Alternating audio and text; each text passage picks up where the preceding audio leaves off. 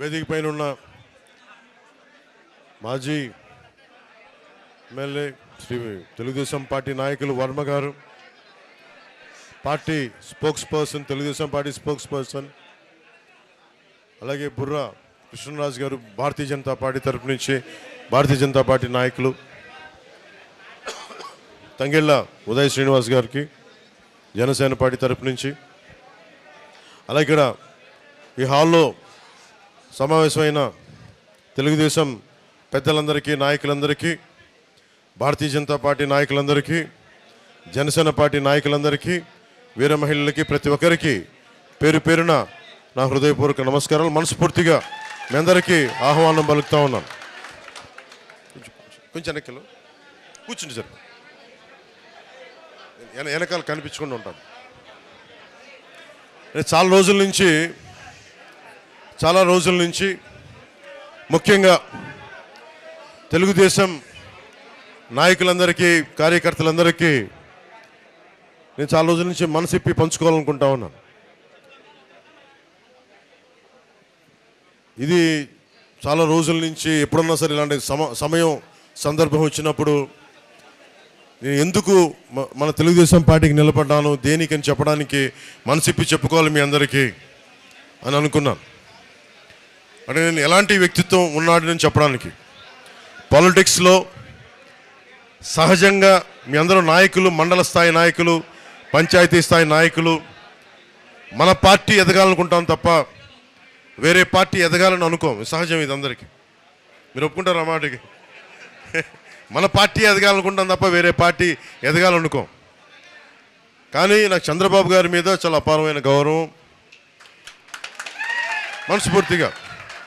ఎందుకంటే ప్రతి నాయకుడితోటి మనకి ఇష్టపడే అంశాలు ఉంటాయి, విభేదించే అంశాలు ఉంటాయి. ఆయనతో నాకు విభేదించే అంశాలు తక్కువ, సమ్మతి తెలిపే అంశాలు ఎక్కువ నాకు. కాకపోతే ఒకసారి సహకారం, సంఘర్షణ మధ్యలో సరైన మాట తీరు లేకపోతే, సరైన మనం కూర్చొని సమన్వయపరిచే వ్యక్తులు లేనప్పుడు కొంచెం ఇబ్బంది గురవుతుంది. 2014 కూడా ఆ రోజు నేను ఏ కండిషన్స్ లేకుండా, ఒక్క పదవి ఆశించకుండా, ఏం ఆశించకుండా అన్కండిషనల్గా తెలుగుదేశం పార్టీ, మన భారతీయ జనతా పార్టీ గెలవాలని చెప్పి జనసేనని పెట్టి కూడా, అప్పటికి ఒక 10 మందిని అభ్యర్థులు నిలబెట్టగలిగే స్థాయిలో ఉండి కూడా ఎందుకు పెట్టలేదంటే సంపూర్ణంగా నా స్థాయి నుంచి సంపూర్ణంగా గెలవాలి, మీరందరూ అలయన్స్ బాగుండాలి, అలయన్స్ బాగుంటే ఆటోమేటిక్గా మేము బాగుంటామన్న ఆలోచనతో 2014లో మనస్ఫూర్తిగా రోజున ఒక్క పదవి ఆశించకుండా తెలుగుదేశం పార్టీ మన భారతీయ జనతా పార్టీకి చేసి పెట్టాను. ఆ రోజున మొన్న జైల్లో ఉన్నప్పుడు చాలా అకారణంగా ఆయన జైల్లో పెట్టినప్పుడు, ఎలాంటి విషయం లేకుండా జైల్లో పెట్టినప్పుడు నాకు చాలా బాధ కలిగింది. ఆయన వెళ్తా ఉంటే చాలామంది రోడ్డు మీద అన్న ఆయన్ని బంధించేశారన్న, ఆయన కూర్చోబెట్టి జైలు నుంచి బయటికి తీసుకురండి అన్న అని చెప్పి ప్రతి ఒక్క తెలుగుదేశం తమ్ముడు నా దగ్గరికి వచ్చి దారి పొడుగుతో మాట్లాడుతుంటే చాలా కదిలించేసింది. ఇది నేనేం కోరుకుంటానంటే, మనందరి మధ్య మనం విభిన్నమైన పార్టీలకు చెందిన వ్యక్తులం కావచ్చు, కానీ మనందరం కలిసి భారతదేశానికో, ఆంధ్రప్రదేశ్, మనం ఉంటున్న ఆంధ్రప్రదేశ్కో మనం పని చేసుకోవడానికి వచ్చాం. మనందరికీ ఏకాభిప్రాయం లేకపోవచ్చు అన్ని విషయాల మీద, కానీ ఎక్కువ శాతం ఏకాభిప్రాయం ఉండేలాగానే మనం ప్రయత్నాలు జరుగుతూ ఉంటాయి. ఈ పొత్తు కూడా అలాంటిదే. అన్నీ మనం ఏకీభవించాల్సిన అవసరం లేదు, అన్నీ మనం కూర్చొని యాక్సెప్ట్ చేయాల్సిన అవసరం లేదు, కానీ ఎక్కువ శాతం 70-80% అందరం ఏకీభవించే పరిస్థితులే ఉంటాయి. నాకు ఎదుగుదల ఉండి కూడా ఎందుకు నన్ను నేను కుదించుకొని 25 స్థానాలకు ఎందుకు కుదించుకున్నానంటే, మీ దగ్గర బలమైన స్ట్రక్చర్ ఉంది తెలుగుదేశం పార్టీకి. మా దగ్గర యువత బలం ఉంది, మా దగ్గర కొట్లాడే బలం ఉంది, మా దగ్గర కొట్లాడే శక్తి ఉంది. నేను మా యువత అందరికీ చెప్తుంటాను, మా మహిళా నాయకులు వాళ్ళందరికీ చెప్తుంటాం, మా నాయకులందరికీ చెప్తుంటున్నాం, భారతీయ జనతా పార్టీని చూసి కానీ, తెలుగుదేశం పార్టీని చూసి కానీ మనం నేర్చుకోవాల్సింది, ఇంతమంది జనసందోహాన్ని ఒక స్ట్రక్చర్లో ఎలా పెట్టాలి అనేది మీ రెండు పార్టీలను చూసి నేర్చుకోవాలి. తెలుగుదేశం పార్టీని చూసి పదే నేను చెప్తూ ఉంటాను. ఎందుకంటే ఎవరైనా సరే నేర్చుకోవడం మీద, ఎవరి దగ్గర ఇచ్చిన పాఠాలు నేర్చుకోవడానికి జనసేన మేమందరం సంసిద్ధంగా ఉంటాం. ముఖ్యంగా ఆయన జైల్లో పెట్టినప్పుడు నేను వెళ్ళాను లోపలికి. నా దగ్గర నాకు పెద్ద ఆలోచన ఏం లేదు. పాప ఆయన జైల్లో వెళ్ళినప్పుడు ముఖ్యమంత్రి, ఉమ్మడి రాష్ట్ర ముఖ్యమంత్రి, ఒక మహానగరాన్ని ఆయన మేధస్సుతోటి, ఆయన ఆలోచన విధానంతో, ఎందుకు నాకు తెలుసు ఒక పార్టీని నడపడం ఎంత కష్టమో, అలాంటిది ముఖ్యమంత్రిగా ఉండి ఇన్ని ఒక మాదాపూర్ లాంటి ఒక హైటెక్ సిటీని ఆయన కూర్చొని రూపకల్పన చేశారు, 2020 విజన్ అని. అలాంటి వ్యక్తి ఎక్కడో మన రాజమండ్రి జైల్లో అలా కూర్చొని ఉంటే నాకు చాలా బాధ కలిగింది. వెళ్ళి లోపలికి వెళ్ళి మొత్తం అన్ని ఆ సెక్యూరిటీ మెజర్స్ అన్ని తట్టుకొని లోపలికి వెళ్ళి ఆయన చూస్తుంటే, ఒకప్పుడు అందరికీ ఈయన్ని జైలు పట్టిన ముఖ్యమంత్రి గారికి ఇలాంటి దుస్థితి కలిగింది. నేనేం చేయగలను ఆలోచించాను. బయట పార్టీ వాడిని, నేను తెలుగుదేశం పార్టీ వ్యక్తిని కాదు, కానీ నాకు మీ నాయకుడు తాలూకు బాధ, మీ అందరి బాధ నన్ను చాలా చాలా తాకింది. నేను చేయగలిగేది ఏంటి? నేను చేయగలిగేది ఏమనుకున్నానంటే మనందరం కలిసి ప్రజాస్వామ్యాన్ని కాపాడాలి. మనందరం కలిసి వైసీపీ రాక్షస పాలన నుంచి ఆంధ్రప్రదేశ్ని విముక్తి కలిగించాలి. నా వంతు కృషి నేనేం చేయగలను? సహజంగానే పొత్తు ఇలాంటి పరిస్థితుల్లో, ముఖ్యంగా మీ నాయకులందరికీ, తెలుగుదేశం నాయకుల మీ అందరికీ కూడా, సీనియర్లందరికీ తెలుసు, ఇలాంటి పొత్తులో ట్విస్ట్ చేస్తారు. మాకు ఇన్ని సీట్లు కావాలి, మాకు ఇది కావాలి, అలా కండిషన్స్ పెట్టే పొత్తు ఉంటుంది ఎప్పుడు. నేను అవేం పెట్టుకోలేదు మనసులో. ముందు మీ నాయకుడు బయటికి రావాలి, చంద్రబాబు నాయుడు గారు బయటికి రావాలి అన్న ఒక్కటి తప్ప.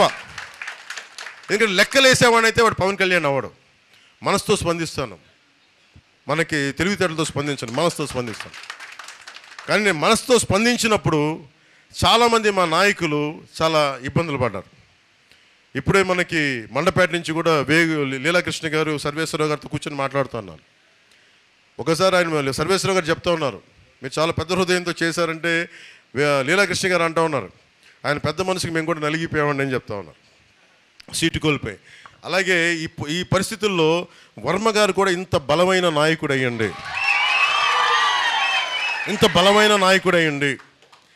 త్రిముఖ పోటీ నుంచి ఆయన ఇండిపెండెంట్గా పోటీ చేసే సత్తా ఉండి వ్యక్తి కూడా. ఎందుకంటే నేను ఉదాహరణకి మనం ప్రత్యర్థి పార్టీలైనా ఇదే త్రిముఖ పోటీ అయినా కానీ ఇంతే గౌరవిస్తాను వర్మ గారికి, గుర్తుపెట్టుకోండి. ఎందుకంటే మనం ఈరోజు కలిసి పనిచేస్తున్న పొత్తు ధర్మం ప్రకారం, కానీ ఆయన సత్తా నాకు తెలియంది కాదు. ఆయన సమర్థత, ఆయన ప్రతిభ, ఆయన వ్యక్తిత్వం, ఆయన నిలబడేతనం, ఆయన లీడర్షిప్ ఎబిలిటీ నేను సంపూర్ణంగా అర్థం చేసుకున్నాను. ఆయనతో ఒకటే మాట కూర్చొని చెప్పాను, మీకు ఇంతకుముందు ఏదైనా సరే చిన్నపాటి పొరపక్షాలు ఉన్నా కానీ వాటందరి తరపున మనస్ఫూర్తిగా నేను క్షమాపణలు చెప్తున్నాను. దయచేసి మీరు ఏమాత్రం మీకు ఇబ్బంది కలిగించే ఏదైనా అంశాలు ఉండుంటే, గతంలో జరిగి ఉంటే మనస్ఫూర్తిగా మీరు క్షమించండి అని. ఎందుకంటే నేను తగ్గడం మీద ఉంటాను. ఎందుకంటే నాకు ప్రజలు బాగుండాలంటే నేను ఒక అడుగు వెనక్కి వేయడానికి, ఒక అడుగు తగ్గడానికి నేను సంసిద్ధంగా ఉంటాను. నేను కోరుకున్నది కూడా ఇది చాలా చాలా కీలకమైంది.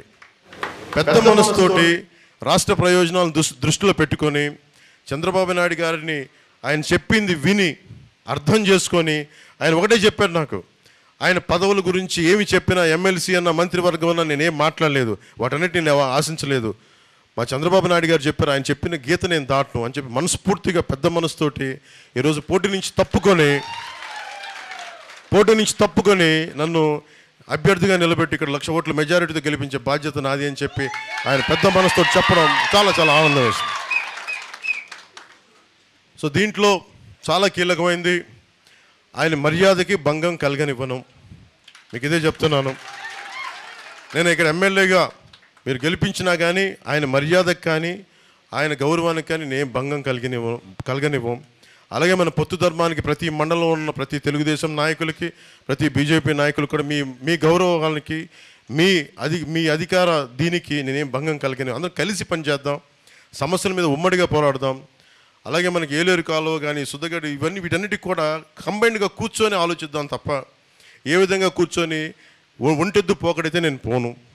అందుకని మీరు మనస్ఫూర్తిగా ఈ రోజున వర్మ గారు మిమ్మల్ని అందరినీ కలవాలంటే మనస్ఫూర్తిగా మీ అందరికీ ఇక్కడ వచ్చిన ప్రతి ఒక్కరికి పేరున ప్రతి తెలుగుదేశం నాయకులకి, ప్రతి ఒక్క కార్యకర్తలకి, ప్రతి ఒక్కరికి మన భారతీయ జనతా పార్టీ నాయకులకి, జనసేన నాయకులు, ప్రత్యేకించి జనసేన పార్టీ తరపు నుంచి మీ అందరికీ మనస్ఫూర్తిగా నా కృతజ్ఞతలు తెలుపుకుంటాను.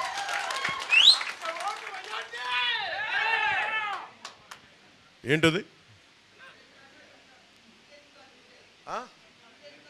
తీసుకుంటా. పిఠాపురం అభివృద్ధి మనందరం సమిష్టిగా చేయాల్సింది, అందరం కలిపి కూర్చొని చేద్దాం. ఇంకొకటి, ఈ రోజున ఎంపీ పార్లమెంట్ అభ్యర్థిగా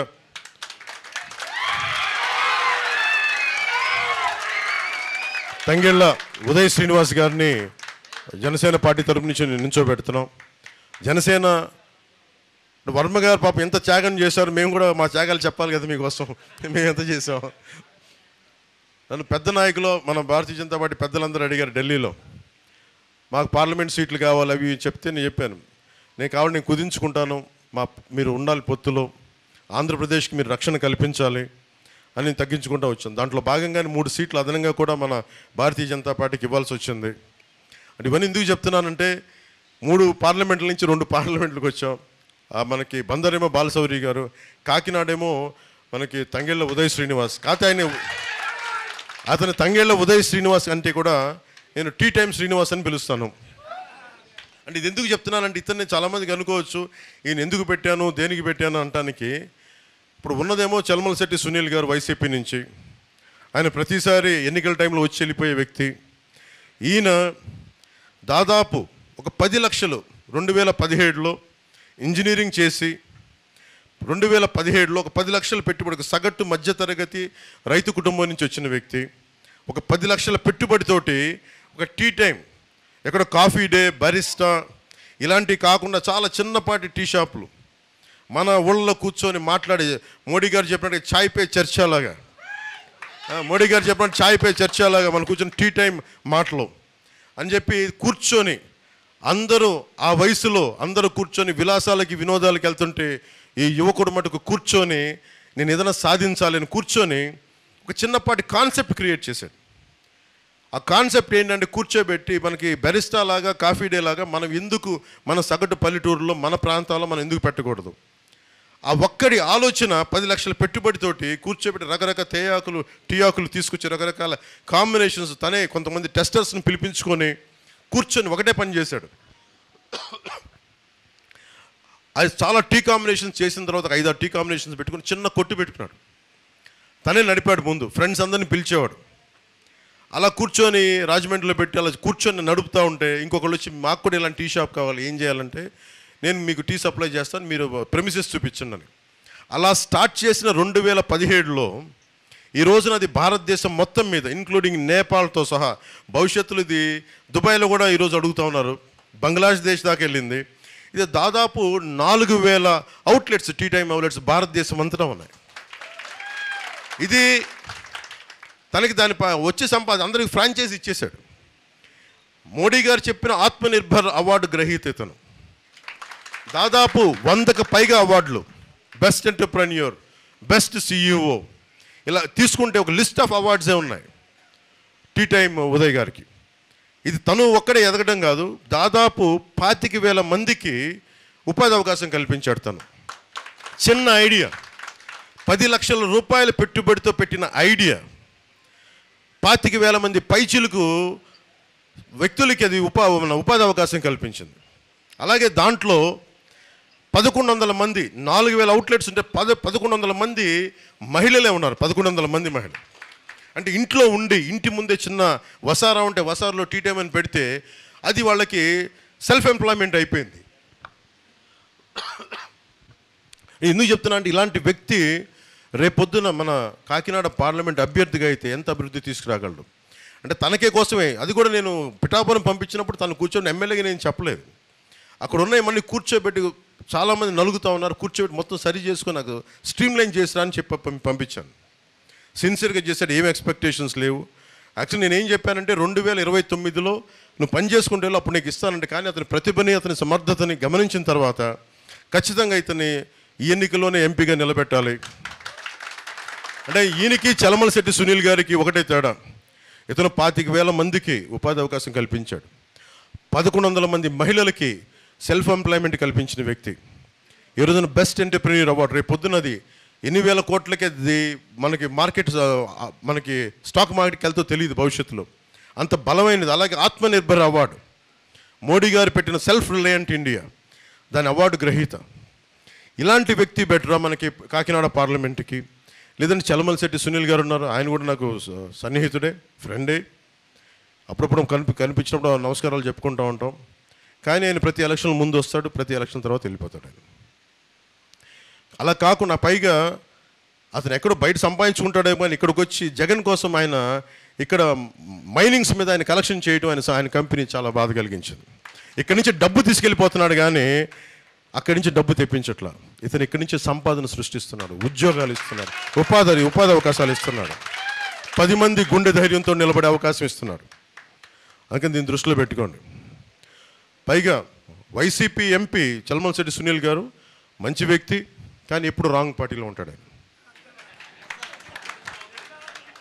ఆయనకి ఎప్పుడు ఓడిపోయే పార్టీకి వెళ్ళిపోతాడు టక్మని. సో చలమలశెట్టి సునీల్ గారు వైసీపీకి వెళ్తారు, sure shot party is losing, we are forming government. మనం ఒక్కటే గుర్తుపెట్టుకుందాం. ప్రతి మా తెలుగుదేశం సోదరులందరికీ, మా తెలుగుదేశం మహిళా సోదరీమణులందరికీ, మా భారతీయ జనతా పార్టీ నాయకులందరికీ, పెద్దలకి, కార్యకర్తలకి, జనసేన నాయకులందరికీ, కార్యకర్తలకి, జన సైనికులకి, వీర మహిళలకి, ప్రతి ఒక్కరికి పేరు పేరు చెప్తున్నాం. మనం ప్రభుత్వాన్ని స్థాపిస్తున్నాం. మన ప్రభుత్వాన్ని మన పొత్తు గెలుస్తుంది, అత్యధిక సీట్లు గెలుస్తున్నాం. ఇది గుండె ధైర్యంతో చేయండి. అలాగే ఈ రోజున ముఖ్యంగా ఈ రోజున పెన్షన్లు, ఈ రోజున వాళ్ళకి వాలంటీర్స్ని వాళ్ళ సర్వీస్ నుంచి తీసేసింది కాబట్టి ఎలక్షన్ గవర్నెన్స్, ఆ పెన్షన్స్ ఏవైతే ఉండాలో ఆ ప్రభుత్వ అధికారులు వచ్చేలాగా మనందరం కృషి చేయాలి. ప్రతి గ్రామంలో ప్రభుత్వ ఉద్యోగులందరికీ వారి పెన్షన్లు అందేలాగా ఉంటామని చెప్పి దాన్ని కూడా మనం ఒక కర్తవ్యంగా తీసుకొని ఎవరికైతే పెన్షన్లు ఉన్నాయో అవి అందేలా మనం అందరం కృషి చేయాలి. మీ అందరికీ పిలుపునిస్తా ఉన్నాను. అలాగే ఒకటే చెప్పండి, చంద్రబాబు నాయుడు గారు మేమందరం మాట్లాడుకున్నప్పుడు పదే చెప్పాం, డెవలప్మెంట్తో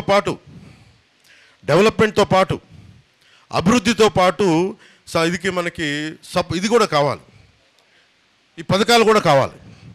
ఈ పథకాలు కూడా ఎలా ఉండాలంటే అభివృద్ధితో పాటు ఉండాలి. ఈరోజు నేను కౌలు రైతులకి, ఒక్కొక్క కౌలు రైతుకి ₹1 కోటి చొప్పున దాదాపు ఒక 20 కోట్ల పైన రూపాయలు మేమందరం ఇచ్చేసాము వాళ్ళందరికీ. ఇచ్చినప్పుడు నేను డబ్బు ఎలా సంపాదించాం?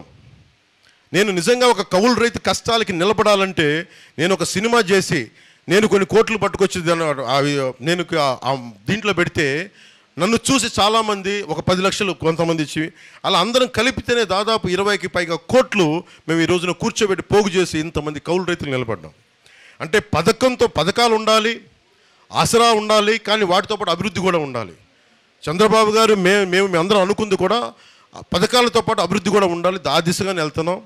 ప్రతి ఏ పథకాలు తీసేయమని చెప్పండి. ఉన్న పథకాలు ఇంకా అభివృద్ధి చేసి ఇంక ₹10 వచ్చేలా చేస్తామని తప్ప తీసేలా మటుకు ఉండదని మనస్ఫూర్తిగా ప్రతి ఒక్క ఓటర్కి చెప్పండి. ప్రతి ఒక్క మహిళకి, పెద్దలకి, ఎవరికైతే ఈ పెన్షన్స్ వస్తున్నాయి, అన్ని రకాల పెన్షన్స్ మేము ₹10 ఇచ్చేవాళ్ళమే కానీ వాళ్ళ నుంచి లాగేసుకునే వాళ్ళం కాదు. కాబట్టి మేము చేసేది ఏంటంటే అడ్డగోలుగా జేపీ వెంచర్స్ అని ఇసుకంతా కలిపి ఒక 3 కంపెనీ 2 కంపెనీలకి, మొత్తం లిక్కర్ అంతా 14 కంపెనీలకి, ఇవన్నీ వెళ్ళి అడ్డగోలుగా దోచేస్తూ ఉన్నారు.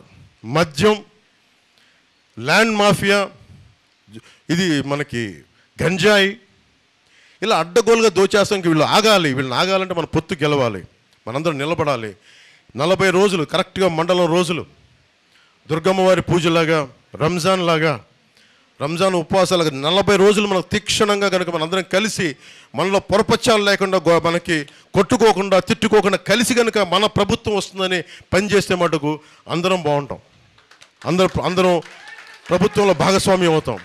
మనలో మాట పెద్దలకు కూడా, చాలామంది పెద్దలకు కూడా చెప్తున్నాను, మన కార్యకర్తలు కానీ నాయకులు కానీ ఒక చిన్నపాటి ఇబ్బందులు ఉన్నా కానీ ఇంకొక కాన్ఫ్లిక్ట్ మేనేజ్మెంట్ లాగా కొంతమంది పెద్దలు వచ్చి కూర్చొని దాన్ని సరి చేయవలసిందిగా కోరుకుంటా ఉన్నాను.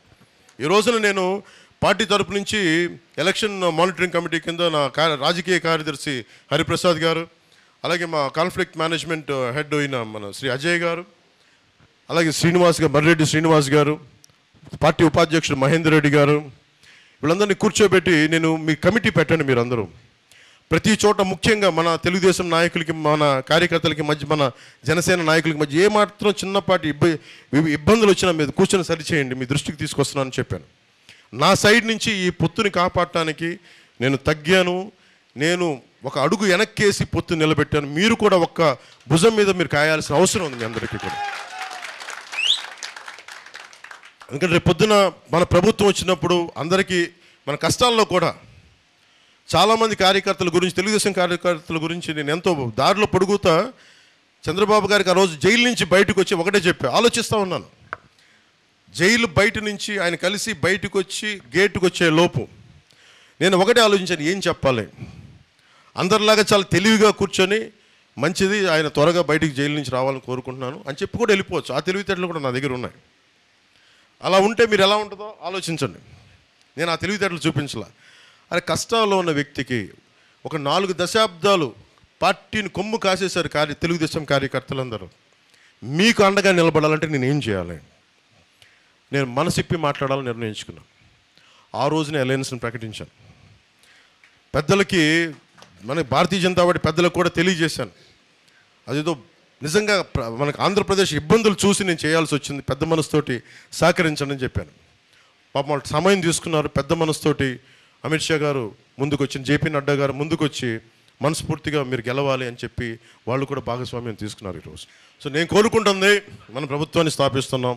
టీ టైం ఉదయ్ శ్రీనివాస్ గారిని గెలిపించవలసిందిగా మనస్ఫూర్తిగా కోరుకుంటున్నాను. అలాగే వర్మ గారు కొంచెం మీరు ముందుకు రావాలి. ఈయన ఒక మాస్ లీడర్. నాకు ఈయనతోటి నాకు బాబు నువ్వు కూర్చో, నాకు కనిపించలేదు.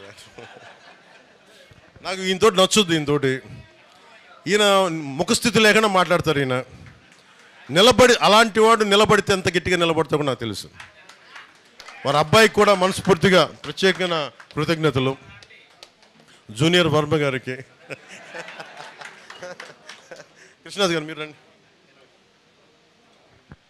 కృష్ణరాజు గారికి కూడా పాప ఆయన కూర్చొని పెద్ద మనసుతోటి సహకరించి ఈ రోజున ఈ పొత్తుని ముందుకు తీసుకెళ్తాను. మనస్ఫూర్తిగా ధన్యవాదాలు తెలుపుకుంటూ, ముఖ్యంగా వర్మ గారికి, నియోజకవర్గం నా గెలుపు మీ చేతుల్లో పెట్టాం.